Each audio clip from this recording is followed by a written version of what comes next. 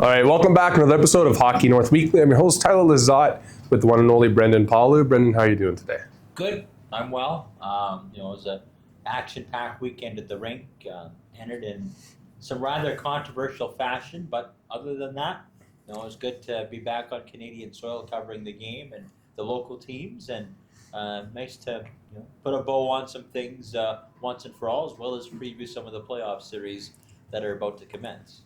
Yeah, a bit of an emotional roller coaster this weekend for the U18 Caribou Cougars. Of course, we're there working the game. They lose Friday night by a score of 4-2, and then they come in on Saturday, win 4-2, evening up the best of three series. And I'd say arguably the best game of the weekend being played out on Sunday morning. Unfortunately, not going in favor of the Caribou Cougars. Yeah, it was a goal by Hudson Getzlaff that. Very debatable. Ref called it a goal. There was no review at this level, unfortunately. But we've talked about this until we're blue in the face 6 ways to Sunday, and some are saying crossbar and straight down. Some are saying hit the J bar in the corner, went straight down right to Dicker. Did it? Didn't it? Yes, no. I mean, we'll probably never know a definitive answer. But for the Cougars, it's hard to work 5, 6, 7 months out of the year since August. And have your season end that way. Like, if a guy beats you clean, okay, fine, you beat us. But to end under a cloud of controversy, that just adds a lot more gasoline to the fire. And you kind of saw the emotion from the Cougars after the game. Yeah, not a way you want it to go, especially with all the work being done to finish first seed in the U18 AAA division, getting home ice throughout all 3 rounds, and to be the top team, getting all that advantage, and just to have a team. Of course, the Rockets, probably one of the better teams in the second half of the season, leading to playoffs. Did finish 3rd, so not too far away from the top. But again, an inexperienced team nonetheless. They had only 4 players that are going to be aging out after the completion of this season. So that is a bit of a kick for this Caribou Cougars team, and you know that you have to prepare for next year, as this. Assuming all the players return that are eligible to return for this Okanagan Rockets program will be here again next year, they're going to want to be ready to take them on again. Yeah, and we talked about, this is a team that had the youngest roster in the BC Elite Hockey League, 4 graduating players, as you mentioned, and just the moment wasn't too big for them. Every time, we got a goal, we couldn't separate. They got a time one right back, or anytime our skilled guys try to get some open space. There was, some good layering by the Rockets defensively, and we weren't able to get maybe the quality of chances we wanted most times that we probably got most of the season. And when we take a look at, the series as a whole, give Okanagan credit. I mean, this is a team that played with 4 regular defensemen plus an AP, and they just kept going and going and going, and they were right there. I mean, they were full value. I mean, you could make the case that Caribou lost the game in the second period when they had a lengthy 5-on-3, which included a 5-minute major to Dion Schrader, which took out Ben Foffenoff, and they had a double minor for head contact right before that. You could say, that was a turning point right there. Well, Cougars did get one at the tail end of those power plays. Didn't get more than one, unfortunately, given the volume of minutes they had, but they're right there. They had a chance, but unfortunately, in the eyes of the official, they came just a bit short.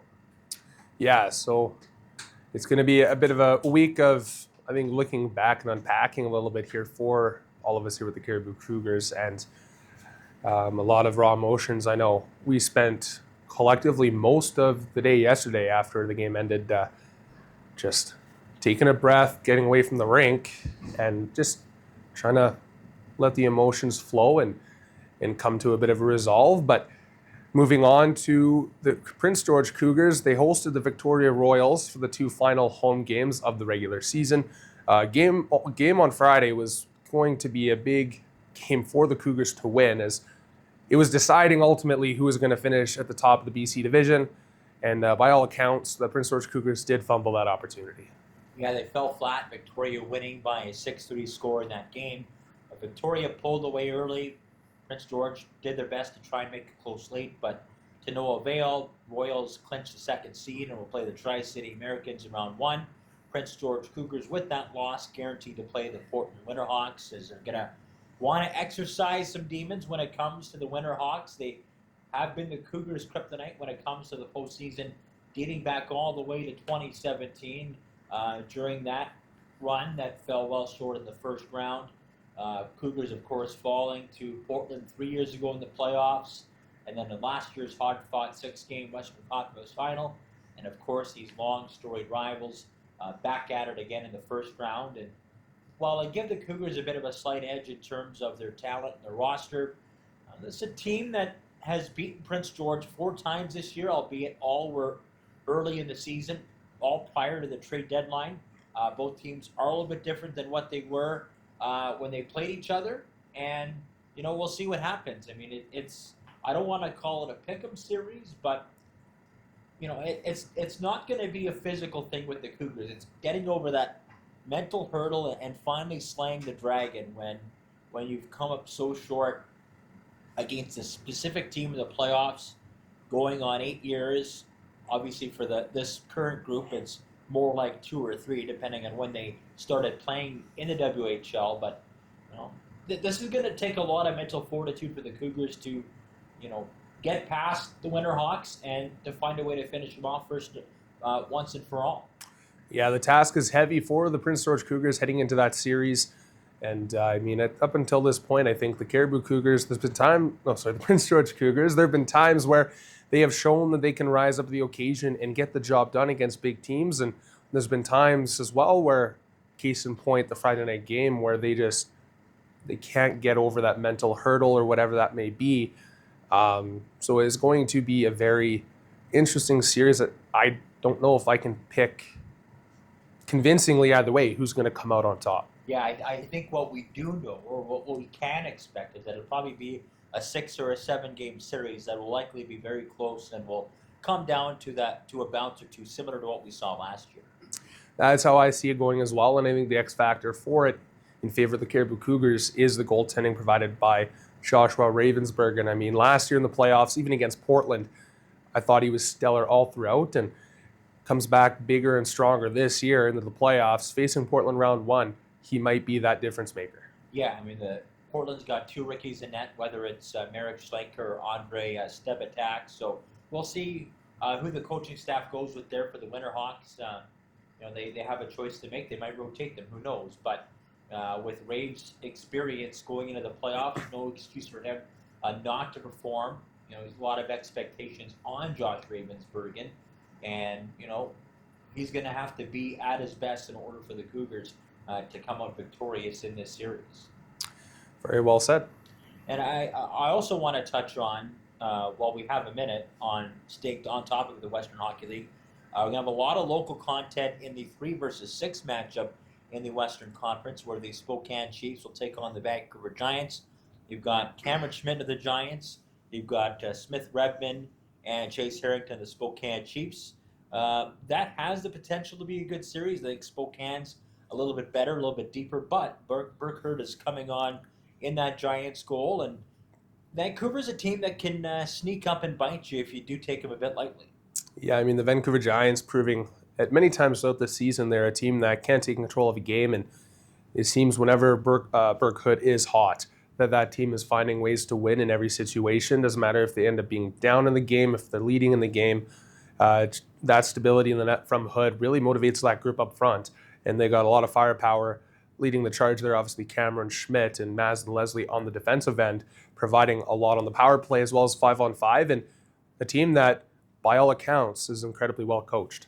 Yeah, so that could very, very well be a very tough series, providing the goaltending matchup is even between Dawson Cowan and Burkhardt. Obviously, there's I think a 3-year age gap between the two because Hood is a rookie. But if Hood's able to rise to the occasion, if they can somehow stop that top line of Kat Crystal and Shea Van Olm, that could equalize things a little bit. I agree. Prince George Spruce Kings, they got 2 games left. They got 5 out of 6 points in their lower mainland road trip, 2 wins and an overtime loss. They went into Coquitlam and won. They also went into Surrey and whipped the Eagles 6-1 while falling unfortunately, in a shootout to the Chilliwack Chiefs, the R3 back of the 8th playoff spot in the Coastal Conference. They will need some help to get there, though, as Langley can only get 1 point or, I guess, 2 consecutive losses in regulation in their final 2 home games against Chilliwack and Coquitlam next Friday and Saturday. Spruce Kings will then have to win both games against Powell River in order to leapfrog them into that 8th spot. Prince George, of course, home to the Powell River Kings Saturday, Sunday, 6 o'clock, 3 p.m. They have their awards banquet on the Friday night. Prior to that, Dave Tiger Williams will be the guest speaker there. So it all comes down to one weekend, not completely within their own destiny in terms of the playoff spot, but still mathematically a chance. Mathematically a chance, and is in the Spruce Kings' favor to have Powell River here for those 2 games. On paper, it should be a 4-point weekend for the Prince George Spruce Kings, and I mean, you have to put that asterisk there, as there is the reality of playing the games out in real time. It doesn't always work out the way that, in theory, that it should on paper, but a lot to be hopeful for here for the Spruce Kings and their fan base, as as Langley has that tougher schedule to finish out the year. Yeah, the only unfortunate part for the Spruce Kings is Langley plays Friday, Saturday, Spruce Kings Saturday, Sunday. So a Friday loss to the Express pretty much holds the key for even one of those home games to mean anything for Prince George. So fingers crossed the Express are able to pull out 2 points against the Rivermen on Friday there. Do want to mention as well, while we were on the topic of Caribou teams, the Northern Capitals were also in the provincial final against the top-ranked Greater Vancouver Comets, and give Hayden James Barrett and his team a lot of credit. The girls played hard to 1-goal games against the number 1 seeded Comets, a 1-0 loss and a 4-3 overtime defeat. Obviously, you'd rather split and give yourself a chance in a game 3, but from where this team started to where they finished up and how much better they played once Hayden took over as coach, you can't help but be proud of this group, the way they played in the playoffs and the way they were step for step against the league's best team. Getting swept 2 games to none is hard. It's disappointing, but to only lose by 1 goal against the Comets team that's been used to blowing opponents out all season long and sometimes all playoff long, although their series against Thompson Okanagan was pretty close.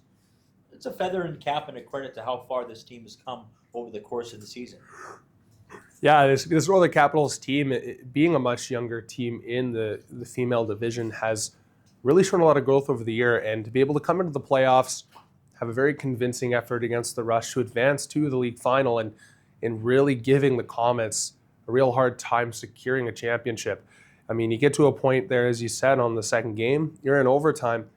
The Capitals were only 1 goal away from forcing that game 3, and I don't think you can get any closer than that. And regardless of how you look at it, as a hockey fan following the playoffs for the girls here, for how young, again, this Northern Capitals team is, it is such a big encouragement to see that from a young group, showing the resiliency to get there and the skill to be in that conversation and coming back next year, just having that much added boost ahead into next season. And of course, you have some of the graduating players already determining their playing status for next year. Gabby Meyer, Red Deer College, a former Capital not on the roster this year. Nyla Evans also joining the Red Deer Queens. Of course, you got Cameron Ward, Penelope Johnson, already in the ACAC with Red Deer. You got Sage Knorr and Anna Stewart, a Medicine Hat. Anna Stewart, Rookie of the Year, putting up stellar numbers with the first-year Rattlers program. You got Abby Bryant lighting it up with the Nate Ooks this year. In Calgary, you had Jessa Brewer and Lindsay Gonsalves. I mean, there's a lot of exposure there. Then, of course, you got Lauren Baker going to play in the Alberta Female Junior Hockey League with the Edmonton Wolves. They went back-to-back over the weekend, and Kara Mulder and Keegan Goulet, 2 also Northern Capital alumni, winning the championship with them at the Castledown Arena down in Edmonton over the weekend. So congrats, Kira and Keegan, for that. So lots to look forward to for the Capitals, and of course Stacia Hebert committing to the University of Windsor for next season. I'm sure there'll be a couple more commitments to come between now and then, but playing future for a lot of the graduating players looking very bright. Yeah, once again, a feather in the cap to the Northern Capitals program for fostering a development path that is showing a lot of success for these girls that are pursuing a hockey career and the schooling here in the North. And still so many more names that are going to be coming out here in the next couple of months, and it's a really good thing here for the team. Switching gears back to the Western Hockey League, and we don't generally like to go back and forth between leagues and levels, but the news actually just came down today. It was made official, probably one of the worst kept secrets in junior hockey, but Penticton Vees leaving the BCHL for the Western Hockey League. They'll be joining the WHL as an expansion franchise as of next season, so they will be locking horns with the likes of the Kelowna Rockets, Prince George Cougars, and everybody else in the BC division.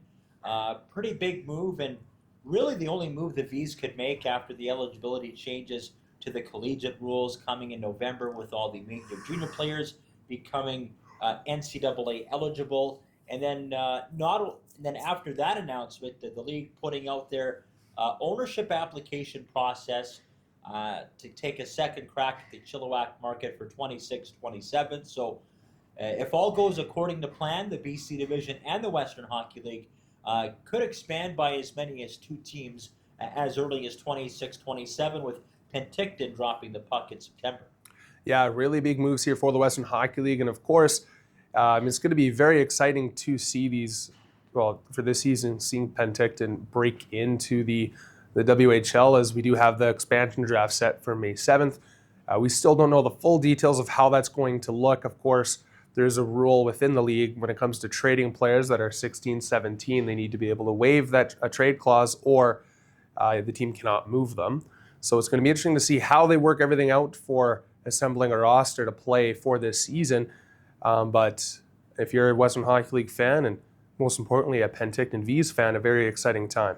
And I think the rule is still out there that, if I'm not mistaken, any first-year franchise in the WHL can have as many as 5 20-year-olds. It was the case when the Everett Silvertips made that magical run in their first year, where they had the max 5 20-year-olds being an expansion franchise. We'll see if that rule is still available for the Vees in building their roster for next season. But you add a premier franchise, a BCHL franchise with a storied hockey history in Penticton.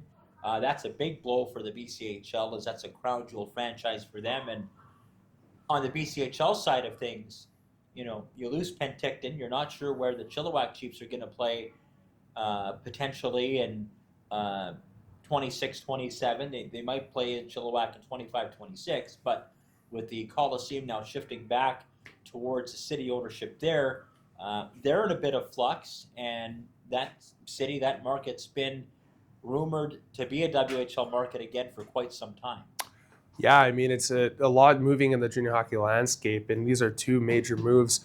And of course, it kind of all started a little bit here when the BCHL first left Hockey Canada and BC Hockey. The Wenatchee Wild ownership group ended up purchasing the rights to the Winnipeg Ice, moving them to Wenatchee, and then rebranding as the Wenatchee Wild in the WHL. So it's kind of interesting. You're going to now see the Penticton Vees and the Wenatchee Wild go head-to-head here at another level. Yeah, that's it's going to be interesting seeing that for the first time, as they will be in the same conference. And to think that both these franchises were playing in the BCHL 2 to 3 years ago. Wenatchee, of course, winning a league title against the Prince George Spruce Kings a handful of years ago.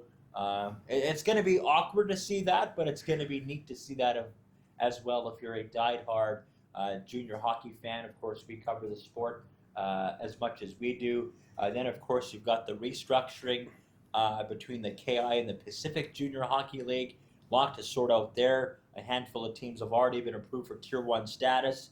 Got about 3 or 4 announcing their intention to be Tier 2 programs. And you have everybody else seeking more information, going through the application process to determine what level is right for them. So the whole junior hockey landscape, as we've talked about many times, getting flipped on its head here. And, we talked about this with representation from BC Hockey, who were here over the weekend.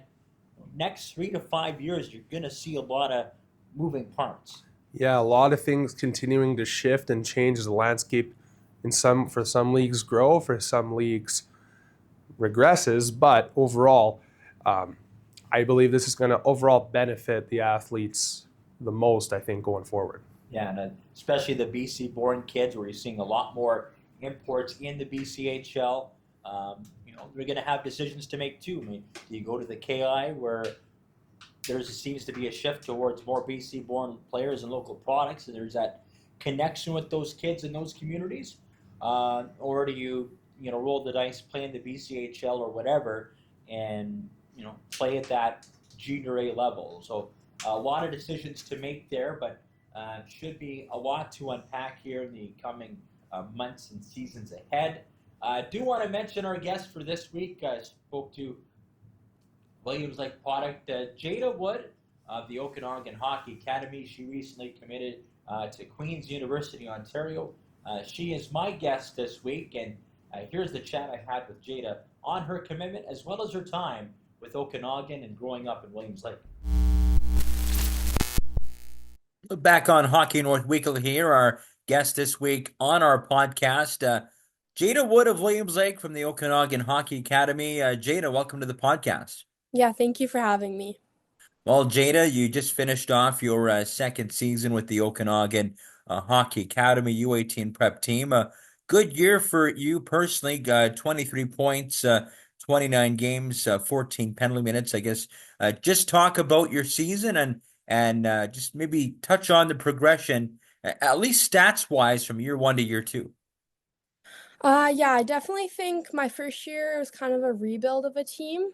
So, yeah, we're more of a newer team. So, we're to this year, we definitely had some stronger players. And yeah, we finished higher in the standings as well, which helped with having a bit more support from my teammates. And yeah, I just think overall we had a bit of a stronger team this year, which helped me with more having more points. Yeah, and just talk about the playoffs too. I believe you just wrapped up the championships as well on your end. How did that go for you? Yeah, unfortunately, we didn't make it out of the round robin, but yeah, we finished with one win and two losses, but it was pretty good. It's a really good experience too. Yeah. How did you feel you improved as a player from last year to this year? I just think overall, like all my skills and all my assets just like improved. Just, I don't know, I think being older and just having a bit of a stronger team helped me like improve all my skills. hmm Of course, too, last week you commit to Queen's University in Ontario. Pretty big feather in the cap for you. Just talk about how that commitment came about and how excited you are to continue playing in Ontario next year. Yeah, I'm very excited. We went to lots of showcases where there's lots of scouts. We went to a couple in Ontario, which helped me be able to be exposed to those like Ontario scouts and be exposed to Queens. Which yeah, and like my coach was able to come to the OHA showcase, and it just there's lots of exposure here at OHA, which helps to get all the girls to the next level. So I think that definitely helped a lot. What was it about maybe their offer, the opportunity they were putting out there for you that stood out among maybe some of the other ones you probably received over the last year and a bit? I'd say they have a really good school. The team's been around for a while, so I know I'm going into a strong culture and a strong team, which I think will help me like go into the season and everything. And yeah, the coach is really awesome. Yeah, I just think just everything about it has made it a good fit for me. hmm And I guess we'll wind the clock back a little bit here. Let's talk about you growing up in Williams Lake, going through the minor hockey system there. I ask a lot of the Williams Lake kids this, and they all say the same thing. But what seems to be in the water down there in terms of just producing good players? You got a lot of players that play Caribou Cougars, Northern Capitals.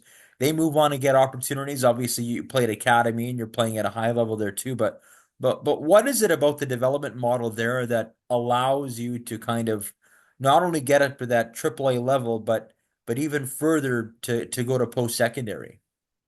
I think there's just such good competition here, and being able to see all the other players that have gone off to play higher levels, it just pushes you to want to get to that next level and just pushes you to like want to be able to be in their position. And of course, you have, some local role models too, and some programs. You have the program with Tyrell Lucas. Yeah. Now with the Williams Lake Mustangs. I know you probably didn't get much of a chance to go back home during the season, but you being from there has got to be pretty excited to see junior hockey back in your home community. Yeah, it's so cool. I was able to catch a few of the games and it's just such a good atmosphere. The whole town's there just cheering on everyone and yeah, it's pretty cool to see junior hockey back in Williams Lake. Mhm. Just touch on how you first got into hockey and who are some of your role models growing up. Yeah, I definitely think my cousin Brett has helped me get into hockey a lot. She's been a role model for me my whole life, just because she's always been at that next level of hockey, playing like Northern Capitals now with the Dinos in Calgary. And I've just always wanted to be like her and be able to do what she does. So I definitely think that she's helped a lot. Hmm. Who do you try and pattern your game after? Are there any players, both men's or women's, that you try and watch as closely as you can? I'd say Emma Maltese in the PWHL. She's a bit of a smaller player, but always is giving it her all out there, always gives it her 100%. I think I'd model my game after her. And how much of a thrill is it now, or how huge is it now to kind of have the women's game more in the spotlight? You have the PWHL, you have all this momentum for women's hockey. It kind of gives you a lot more to strive for now than maybe 4 or 5 years ago, where there wasn't really much of a ceiling for pro women's hockey. But now you've got that league, you've got a bunch of others in Europe that have been going on for quite a while. There's there's a lot bit more to play for now than there was previously. Yeah, totally. It's so cool. I was able to catch a PWHL game when I was over in Ontario, and it's so cool to see like all the girls out there and like myself, like even being able to see myself out there one day. It's pretty cool to be able to strive towards that, as well as all the leagues over in Europe. It's so cool that you're able to do what all the boys can do. You can still get to the next level. Mhm.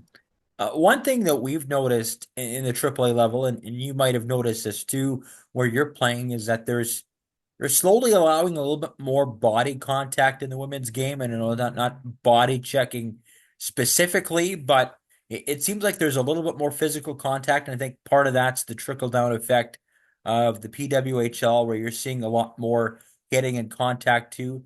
Do you like the fact that that's slowly coming into the game a bit more? Yeah, I definitely do. And I think especially from my first year to my second year here at OHA, it's been like a lot more body contact this year. And I just think it's nice. It just lets us play more and just yeah, I think it's a good addition. Mhm. What would you say the biggest asset to your game is? I would say definitely my speed. Mhm. And have you decided what you thought about you're going to take when you're at Queens in terms of academics, or are you still kind of pondering that here as you head towards the spring and the summer? Yeah, I'm just gonna take a Bachelor of Arts for my first year, just keep it general and then see where that takes me for my second year. Yeah. Obviously, the goal for every hockey player is to play some semblance of pro or to go as far as they can. But if that doesn't quite work out for you, do you have a backup plan or a certain career path in mind that you'd like to pursue? I'd probably like to do something in business. I'm not sure exactly what, but yeah, I'd be interested in doing business. Yeah. Do you take a lot of pride being from the northern and Caribou region? A lot of times, when you're growing up to the minor hockey system, the travel's a lot longer. There's, a few more, longer trips, travel barriers. You have to work a little bit harder to get noticed at times. You kind of take pride being from, your home area, knowing that you kind of have to have that blue collar mentality in order to make it to a certain level from this region. Oh, definitely. It's really cool because Williams Lake's such a small town, especially being down here. Like I'm one of the only like kids from like up in the north. So it's yeah, I take lots of pride in that. And even going over to Ontario, like I'm gonna be probably the only one from like up north in BC, and it's yeah, it's really cool. Yeah. What's the whole academy experience like? Obviously, it's very athlete-centric focus. There's a school aspect too. You've got exposure to CIS, NCAA. You have a lot of access to ice times and gym facilities and that sort of thing, similar to what you see in AAA. But what's that whole experience like playing against similar academies, whether it be from the West Coast, Canada, wherever? Just take us through like what that schedule is like for us that don't really see that part of it. Yeah, I'd say we have lots more like off ice and on ice training. We're on the ice every single day. We're in the gym every single day. We have travel, like we're traveling almost every single weekend. The competition is really good. Like our league is so, like we're so, like the games are always almost like really close. And I just think it's really good. Mhm, There's lots of teams all over and yeah, it's pretty cool. mhm. All right, I'm going to ask you a fun question here, and you might have heard this one before, but I'll ask it to you too. You're stranded on a desert island with three of your teammates uh, currently. Who are they and why? I'd probably have to go with Sailor Russell, just because we'd always have a good time. Probably Alex Rexy because she's really smart, so she'd probably figure out a way to get us off the island. And probably Maddie Deschamps because she'd be able to make me laugh. Yeah. Do you have any like pregame rituals or routines in order to get yourself hyped up for the game? I just like listening to music, kind of going off on my own a little bit and taping my stick, but that's about it. Just like doing the team stuff. All the team gets me hyped up, so. Do you have any artists or favorite bands in particular you like to listen to before a game? I'd say I like Drake. Yeah, cool. Mhm. Um, well, thank you very much for joining me here on the podcast this week. Congratulations on your season with Okanagan, and good luck the rest of the way as you embark on to Queen's University next season. Yeah, thank you so much for having me. That was guest this week, Jada Wood, the Okanagan Hockey Academy's U18 prep program, recently committing to Queen's University in Kingston, Ontario. So much like a lot of the northern products getting committed, nice to see another one from Williams Lake. Jada, one of a long list of players in the Williams Lake area that's now going to play at a higher level. And much like we talked about with Grady Gustafson and others from that community over the years, just a great minor hockey system getting prepared for the next level and then taking it a step further into post-secondary. So I wish Jada the best of luck in her endeavors next year at Queen's University and what should be a very exciting rookie year for her. So we thank her for coming on, and before we sound off here, I think you have another shout out here before we go off the air. Yeah, so a shout out to Prince George product Ryan House, who did win a championship as the head coach and general manager of the Vernal Oilers. Congratulations, Ryan, of course, former Chilliwack Bruins star. Vernell, of course, in Utah. So Ryan House making some waves south of the border, doing very well with that national championship program down in Vernell. So congratulations, Ryan, as he continues to carve out his coaching career in the United States. And with that, that's going to be the end of this week's episode of Hockey North Weekly. I'm your host, Tyler Kroom. I'm your host, Tyler Lizotte. Bruffer Jr. I got 3 dads now. And my co-host, Brendan Pauley. Coming to you a close to bid you a good week. We'll see you here again next episode.